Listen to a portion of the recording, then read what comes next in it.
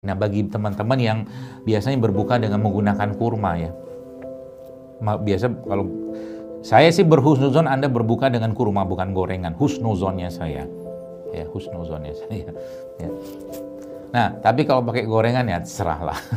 Itu urusan masing-masing. Tapi maksud saya begini. Rasulullah SAW disebutkan dalam sebuah hadis, dalam sebuah riwayat lah ya, seperti itu pernah memakan kurma itu dengan mentega. Tapi mentega zaman dulu kan mentega berasal dari lemak hewan yang kita sebut sekarang dengan butter. Jadi ternyata kurma itu kan karena kandungan kurma itu sangat tinggi gulanya, ketika dia dikombinasikan dengan butter, dengan lemak hewan yang sehat, nanti cari butter yang grass fed ya, grass fed butter tuh banyak yang jual tuh. Jadi Anda makan kurmanya dicoel pakai itu akan memberikan kekuatan yang sangat luar biasa ke tubuh. Nah, tambah lagi biasanya saya kalau sudah kayak begitu, saya cocol sedikit sama garam mineral ya, garam mineral non rafinasi. Habis itu minum air udah powerful atau mungkin sangat kuat tubuh kita. Itu salah satu caranya kita untuk memberikan asupan yang terbaik untuk tubuh kita. Habis itu ngapain? Makan buah saja. Nanti kalau Anda pengen makan yang ya berat atau seperti itu, tentunya kita coba mulai kurangi karbo-karbo dalam tubuh kita. Sehingga apa? Yang diasup lebih banyak adalah sayuran-sayuran dan protein atau ya baik protein hewan atau protein nabati. Itu caranya kita untuk memperkuat tubuh kita selama Ramadan. Dan ditambah lagi nanti dengan asupan-asupan asam amino. Ya mungkin kalau yang sudah paham ilmunya, biasanya salah satu sumber asam amino terbaik itu kan adalah dari ari kelapa. Jadi kalau abang kelapa masih dengar?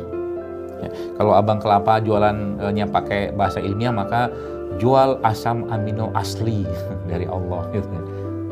Kalau dia pakai gitu, karena isi kelapa itu kan asam amino sebenarnya. Baik kelapa muda ataupun kelapa tua. Kalau bisa dapat kelapa tua itu tidak masalah, bagus saja. Kalau saya ini salah satu tipsnya saya. Kalau minum air kelapa itu saya mencari air kelapa yang dagingnya tebal, tapi kelapa muda ya, kelapa muda yang dagingnya tebal. Kenapa? Kayak ada soda-sodanya. Itu senang banget saya. Dan minum itu tuh rasanya tuh lebih enak ke tubuh saya. Ya, jadi nggak usah ngantri beli kelapa muda yang lembut-lembut itu. Cari aja kelapa tua. Bukan kelapa tua. Kelapa tua yang buat santan tuh kelapa tua. Tapi ini kelapa muda yang dagingnya udah tebel banget. Nah itu biasanya saya sudah dapat ilmunya. Kalau diketok, dia nggak bergetar. Sudah tahu saya ilmunya. Ya, jadi kalau mau jual kelapa sudah bisa. Ya, jadi kelapa kan kalau abang kelapa itu kan jual tuk kita mulai pok gitu kan. Nanti kalau dagingnya itu masih tipis dia getar tuh.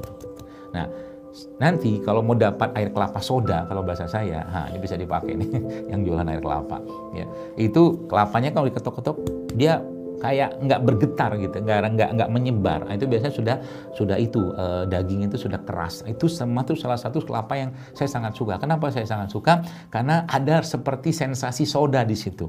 Ya, jadi kalau minum itu rasanya beda sama kelapa yang masih menyebar itunya tuh kalau diketok-ketok. Ya, itu salah satu caranya. Ya, itu nikmat sekali teman-teman sekalian. Dan itu kalau Anda lakukan selama puasa, kelapa itu subhanallah ya, salah satu sumber asam amino yang sangat luar biasa yang fungsinya juga untuk mendetoksifikasi. Makanya zaman dulu kalau kita tahu ya, kalau orang tua itu ada yang keracunan atau apa, dulu kan keracunan tuh ada yang salah minum atau apa gitu kan, minum obat nyamuk tuh.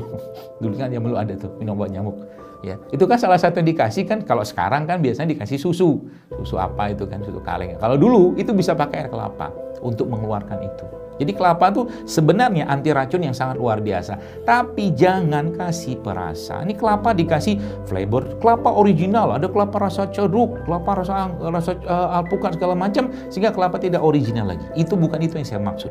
Jadi kalau Anda tetap pengen minum air kayak saya seperti penjual kelapa.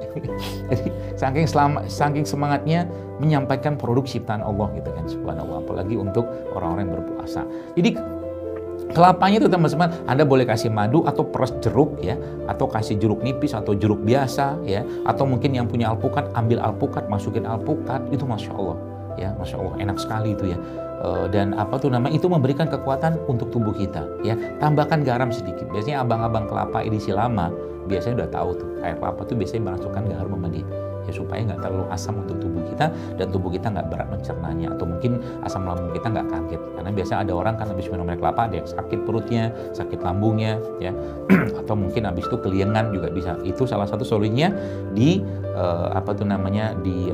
dikasih garam, tapi garam yang sehat ya, seperti itu. Jadi kebayang ya, makan kurma, campur butter, campur garam sedikit, habis itu minum air kelapa atau air putih, makan buah sedikit, masya Allah itu sudah sangat-sangat enak dan lezat ya, Masya Allah. Saya kemarin berbuka dengan teman-teman yang mereka yaitu kelompok itu ya, KPG, kelompok pecinta gorengan ya, saya sebutnya itu.